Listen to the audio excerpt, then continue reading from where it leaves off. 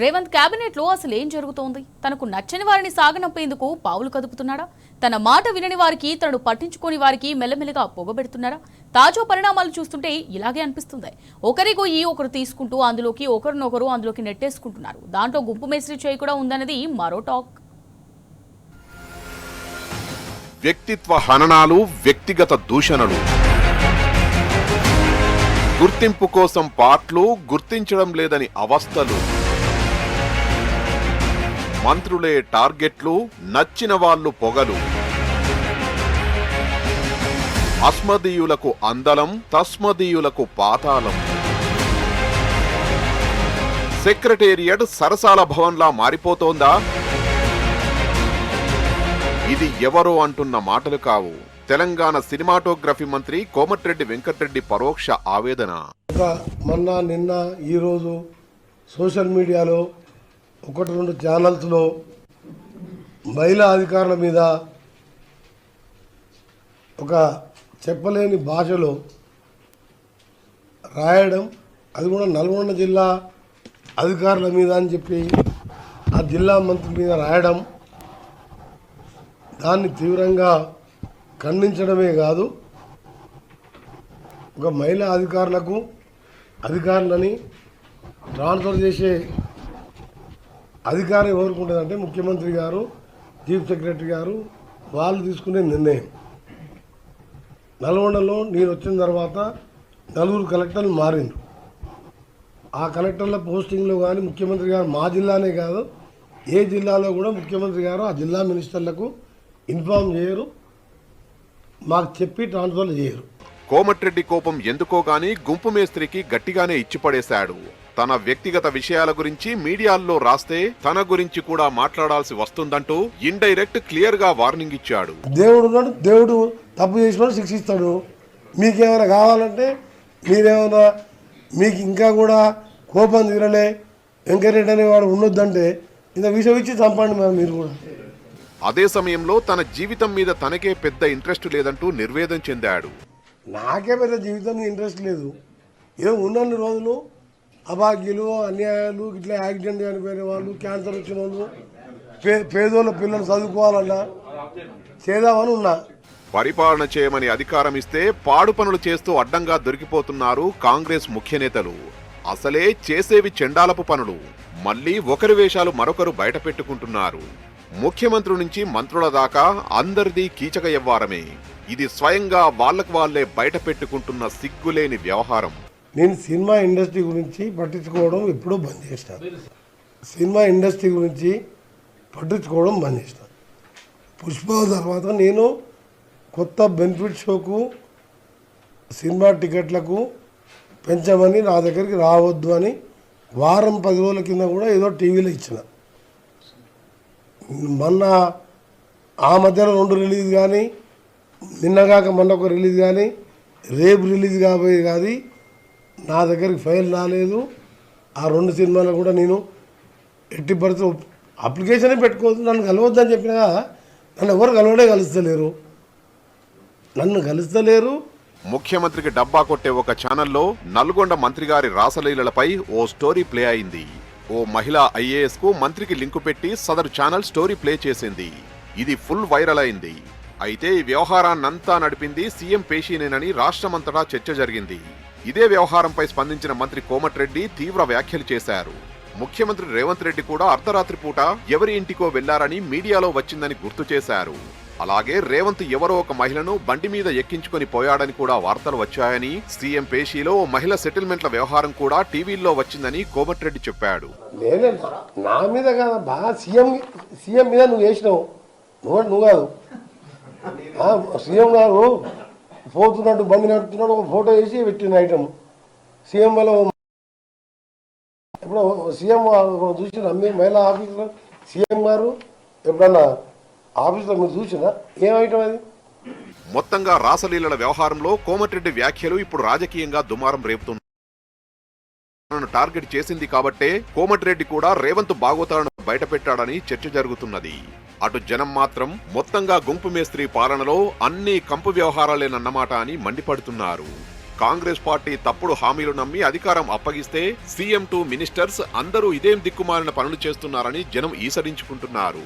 బాధ్యత లేని వాళ్లను గద్దెనెక్కించినందుకు తెలంగాణ పరువు తీస్తున్నారని ఆవేదన వ్యక్తం చేస్తున్నారు.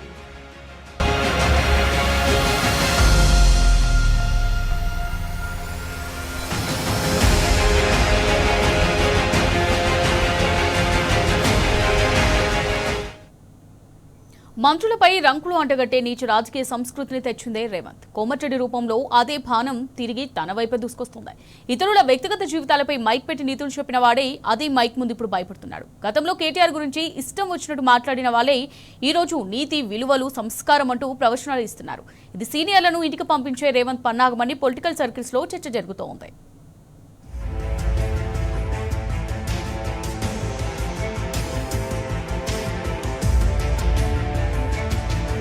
తన వ్యతిరేకులను తప్పించేందుకు సీఎం రేవంత్ రెడ్డి పావులు కదుపుతున్నారా? తన మాట వింటూ అనువుగా ఉండేవాళ్లు ఇక్కడ ఉండేలాగా అడ్డొచ్చే వాళ్లను పంపించేలా స్కెచ్ వేస్తున్నాడా అంటే ఈ ప్రశ్నలకు కాంగ్రెస్ పార్టీలో అవుననే సమాధానాలు వినిపిస్తున్నాయి. ఎందుకంటే పార్టీలో తన ఆధిపత్యానికి అడ్డు లేకుండా చూసుకునేందుకు రేవంత్ రెడ్డి ఎప్పటినుంచో ప్రయత్నాలు మొదలుపెట్టాడు. ఇందుకు మంత్రుల వ్యక్తిగత అంశాలను అస్త్రంగా మార్చుకుంటున్నాడు. ఈ జాబితాలో ఉత్తమ్ కుమార్ రెడ్డి, కోమటిరెడ్డి వెంకట్రెడ్డి, పొంగులేటి శ్రీనివాసరెడ్డి, చివరకు డిప్యూటీ సీఎం బట్టి విక్రమార్కను చేర్చినట్టు విశ్వసనీయంగా తెలిసింది.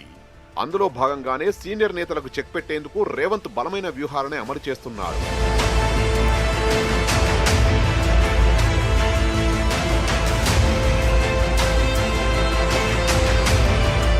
రేవంత్ అబద్ధాలకు బ్రాండ్ అంబాసిడర్, అడ్డమైన భాషకి ఆద్యుడు. ప్రతిపక్షంలో ఉన్నప్పుడే సొంత పార్టీ నేతలను ట్రోలింగ్ చేసిన చరిత్ర ఇతగాడిది. Is the father of false narratives, father of body shaming, father of foul language, father of social media sinners. అవును, 100% గుంపు మేస్త్రి తత్వం ఇదే. ఈయన మాటలు వంకాయ బాంబులు, చేతలు మాత్రం నాగుపాము బాంబులు. తన రాజకీయ స్వార్థానికి ఎవరినైనా బలి చేసే ఉచ్చిలి రాజకీయం చేయడం రేవంత్కు వెన్నతో పెట్టిన విద్య. తన గురువు చంద్రబాబు రాజకీయాన్ని నరనరానా వంట పట్టించుకున్న ఈ గుంపు మేస్త్రి తన కేబినెట్ లో ఎవ్వరినీ మనశ్శాంతిగా బతకనీయడం లేదన్న చర్చ జరుగుతోంది.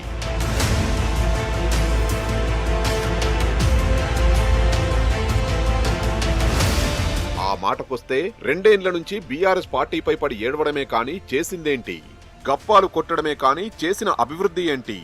ప్రగల్భాలు పలకడం, శుద్ధ అబద్ధాలు ప్రచారం చేసుకోవడమే కాని పనికొచ్చే పని ఒక్కటైనా చేశాడా? రైతు బంధు ఇవ్వలే, రుణమాఫీ చేయలే, మాట్లాడితే ఉక్కుపాదం అంటాడు. అది డ్రగ్స్ అయినా, గంజాయి అయినా, పైరసీ అయినా ఏదైనా దంచుమంటే మామూలుగా ఉండదు. ఏరికోరి తెచ్చుకున్న మొగుడు ఎగిరెగిరి తన్నినట్టు చేస్తున్నాడు ఈ గుంపు మేస్త్రి. తన రాజకీయ గురువు చంద్రబాబు స్టైల్లోనే ప్రవర్తిస్తున్నాడు. జాతీయ పార్టీ కాంగ్రెస్ లో ఉంటున్నప్పటికీ రాష్ట్రంలో ప్రభుత్వాన్ని ప్రాంతీయ పార్టీ తరహాలో నడిపే ప్రయత్నం చేస్తున్నాడు.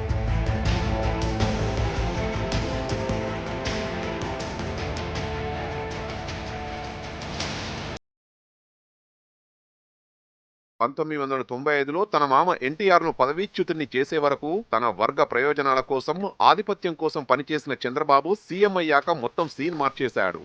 ఎమ్మెల్యేలను ఆకట్టుకోవడానికి మొదట్లో కొన్ని ట్రిక్స్ అమలు చేసినా వారిపై పట్టు వచ్చాక స్టైల్ చేంజ్ చేశాడు. మంత్రులు, ఎమ్మెల్యేల పనితీరుపై సర్వేలకు ఆయన టైంలోనే ప్రాధాన్యత వచ్చింది. మీడియాను తన గుప్పిట్లో పెట్టుకుని లీకులిప్పించేవాడు. అవసరంలోని కాస్త కీలకమైన జర్నలిస్టులకు కూడా ఫోన్ చేసి మాట్లాడేవాడు. మంత్రులు, ఎమ్మెల్యేలు ఎవరు కలిసినా అలా అన్నారు, ఇలా అన్నారు అంటూ పూర్తిగా పాజిటివ్ యాంగిల్లోనే కవరేజ్ వచ్చేలా చేసుకునేవాడు. కేబినెట్ సమావేశాలలో సైతం అదే ధోరణి.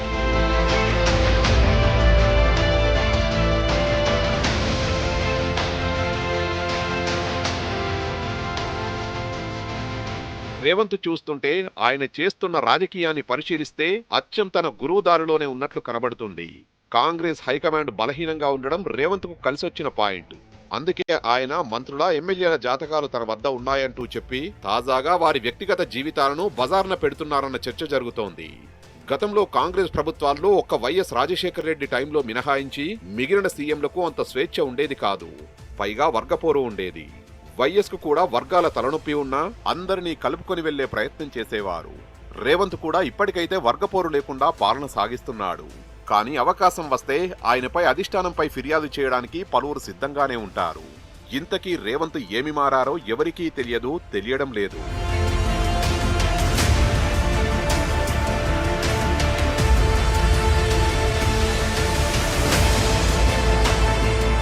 నిజానికి పీసీసీ అధ్యక్షుడిగా ఉన్నప్పుడు రేవంత్ చెప్పిన మాటలకు ఇప్పుడు జరుగుతున్న తీరుకు చాలా తేడా ఉందన్నది పలువురు కాంగ్రెస్ నేతల అభిప్రాయం.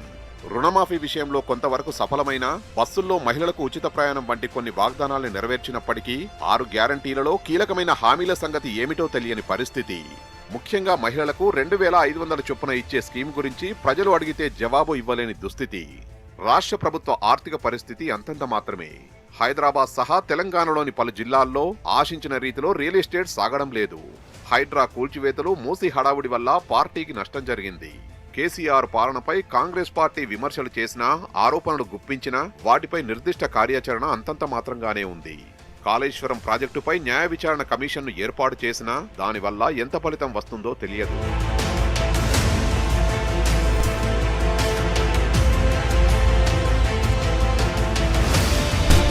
అధికారం తాత్కాలికం, మాటలు శాశ్వతం. ఇవాళ మనం మాట్లాడిన మాటలే రేపు మనకు ప్రశ్నోత్తరాలుగా నిలుస్తాయి. రాజకీయాలు చేయడం తప్పు కాదు, కానీ వ్యక్తిత్వ హత్యలు సరికాదు. లేకపోతే సమాధానం గట్టిగానే వస్తుంది. తాజాగా రాజాసాబ్, మణిశంకర వరప్రసాద్ సినిమాల విషయంలో రేవంత్ వైఖరి ఇలాగే క్లియర్ కట్ గా తెలిసిపోయింది.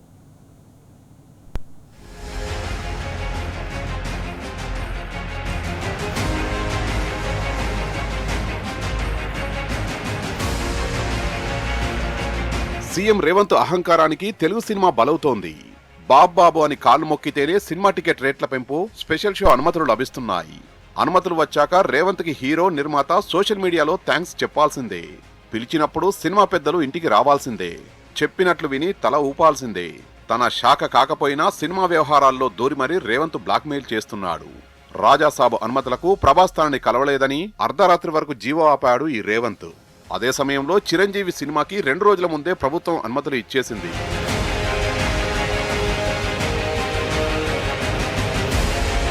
గుర్తింపు కోసం గుంపు మేస్త్రి పడుతున్న కష్టాలు అన్నీ ఇన్ని కావు. అధికారంలోకి వచ్చి 2 ఏళ్లైనా తనను ఎవరూ ముఖ్యమంత్రిగా గుర్తించడం లేదన్న బాధ రేవంత్ రెడ్డిని వెంటాడుతున్నట్టుంది. అందుకే మధ్యలో తాను ఉన్నానన్నట్టు బిల్డప్పులిస్తుంటాడు. సినిమా పరిశ్రమ విషయంలో రేవంత్ ఈ వైఖరి మరింత క్లియర్ గా కనిపిస్తుంటుంది. అప్పుడెప్పుడో అల్లు అర్జున్ నటించిన పుష్ప సినిమా విషయంలో జరిగిన రగడే అందుకు నిదర్శనం. ఆ సినిమా ఫంక్షన్ లో ముఖ్యమంత్రి అయిన తన పేరును గుర్తుపెట్టుకోలేదన్న అక్కస్తో సంధ్యా థియేటర్ ఇష్యూను అప్పట్లో రాద్ధాంతం చేశాడు ఈ గుంపు మేస్త్రి.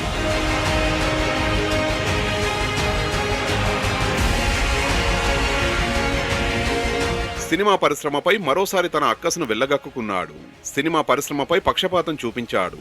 ప్రభాస్ నటించిన రాజాసాబ్ సినిమా టికెట్ల రేట్ల పెంపు విషయంలో చివరి వరకు వేధించాడు.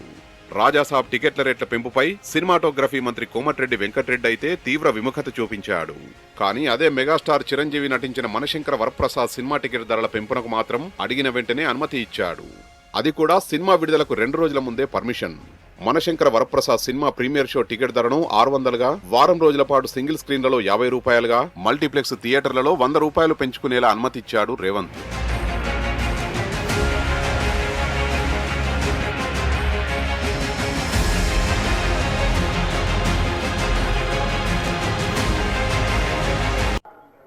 आप बिजनेस कर लो, आप पिक्चर निकालो, पैसे कमाओ, सरकार से इंसेंटिव्स ले लो, सब्सिडीज ले लो, स्पेशल प्रिविलेज शूटिंग के लिए जो होना है वो मांगो।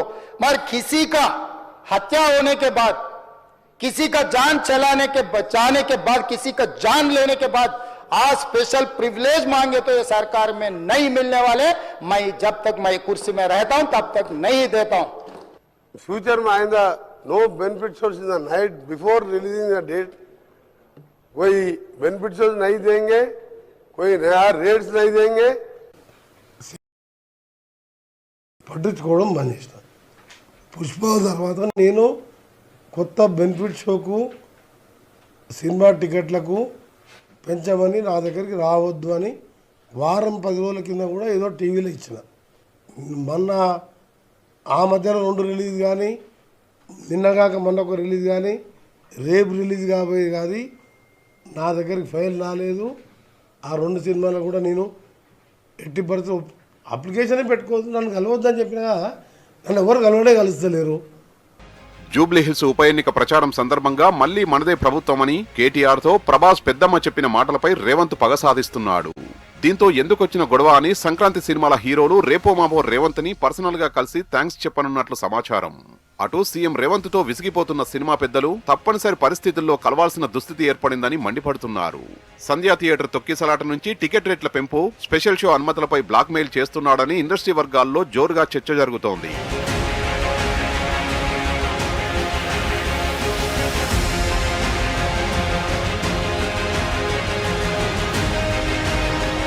ఇప్పుడే కాదు, అప్పట్లో కూడా అంతే.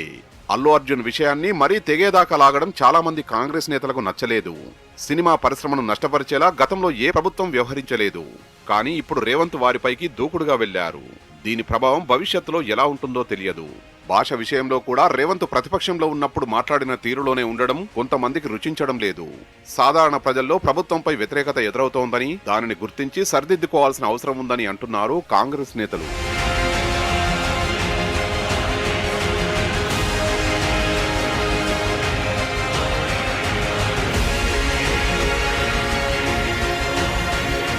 చంద్రబాబు మాదిరే రేవంత్ కూడా ఇతర పార్టీల నేతలతో అంతరంగికంగా సంబంధాలు పెట్టుకున్నారన్నది కొందరి భావనగా ఉంది.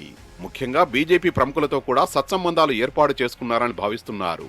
అందువల్లే ఏపీ ఉప ముఖ్యమంత్రి, జనసేన అధినేత పవన్ కళ్యాణ్ వంటి వారు కాంగ్రెస్ ముఖ్యమంత్రి రేవంత్ రెడ్డిని పొగిడారని చెబుతారు.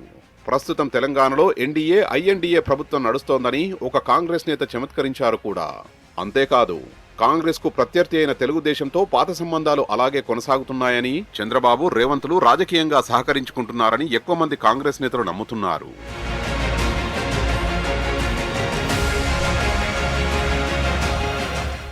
ఇక అధికారంలో ఉన్నామన్న సోయి లేదు, ప్రజలు గమనిస్తున్నారన్న ఇంగితం లేదు. ఇష్టారాజ్యంగా నోటికొచ్చినట్టు మాట్లాడుతున్నారు కాంగ్రెస్ నేతలు. ప్రజా సమస్యలు పరిష్కరించాలని కోరుతుంటే బూతులతో విరుచుకుపడుతున్నారు.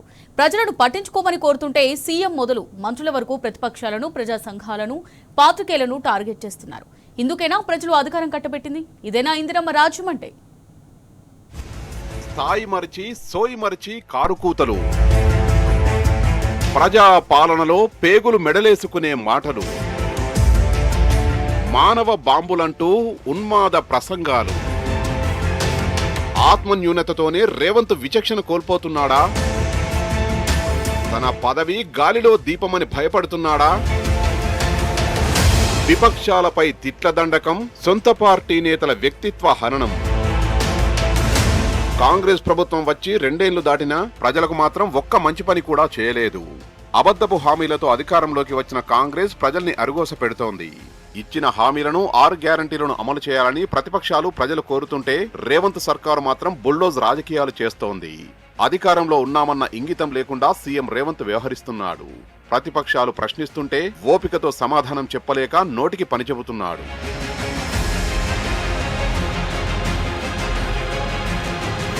గత ప్రభుత్వం మొదలుపెట్టిన సంక్షేమ పథకాలను తర్వాత వచ్చే ప్రభుత్వాలు కొనసాగించడం ఓ ఆనవాయితీగా వస్తున్నాయి. కానీ ఈ రేవంత్ సర్కారు మాత్రం కేసీఆర్ ప్రభుత్వం మొదలుపెట్టిన సంక్షేమ పథకాల్ని అటకెక్కించాయి.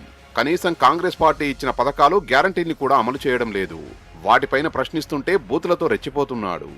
అధికారంలోకి వచ్చి 2 ఏళ్లు గడుస్తున్నా పాలనపై పట్టు సాధించలేకపోతున్నాడు.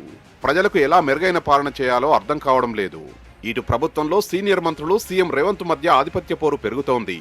మంత్రులెవరూ సీఎంను పట్టించుకోవడం లేదు. ఎక్కువ చేస్తే ప్రభుత్వాన్ని పడగొడతామని హెచ్చరిస్తున్నారట. రేవంత్ చేస్తున్న విమర్శలు ప్రజల్లో వెగటు పుట్టిస్తున్నాయని సొంత పార్టీ నేతలే వాపోతున్నారు.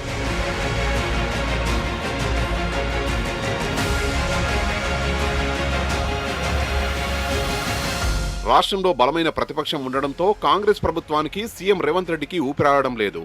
దీంతో కాంగ్రెస్ పార్టీ పాలనపై చేతులెత్తేసింది.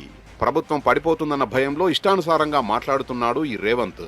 ప్రత్యర్థులను విమర్శించాలని దిక్కుమాలిన కామెంట్స్ చేస్తున్నాడు. రాజకీయాల్లో విమర్శలు ఉండాలి కానీ ప్రజల్ని హింస వైపు మళ్లించేలా, శాంతి భద్రతలు దెబ్బతినేలా విమర్శలు చేయడం చేతగాని తనానికి నిదర్శనం. పాలనపై పట్టు కోల్పోయి ప్రజల దృష్టిని సమస్యల వైపు నుంచి మరల్చేందుకే ఇలాంటి కామెంట్స్ చేస్తున్నాడు గుంపు మేస్త్రి.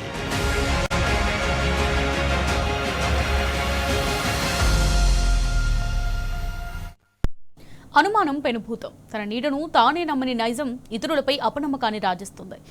విచిత్రమైన చర్యలకు ఉసిగొల్పుతుంది. మనిషిని మూఢనమ్మకంలోకి నెడుతుంది. ముఖ్యమంత్రి రేవంత్ రెడ్డి తత్వం కూడా ఇందుకు భిన్నమేమీ కాదు.